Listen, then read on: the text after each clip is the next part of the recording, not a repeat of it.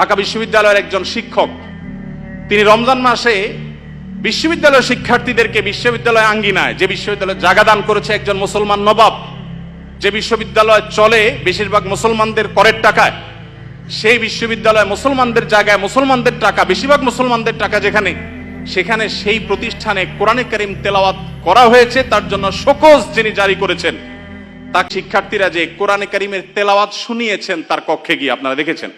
والتين والزيتون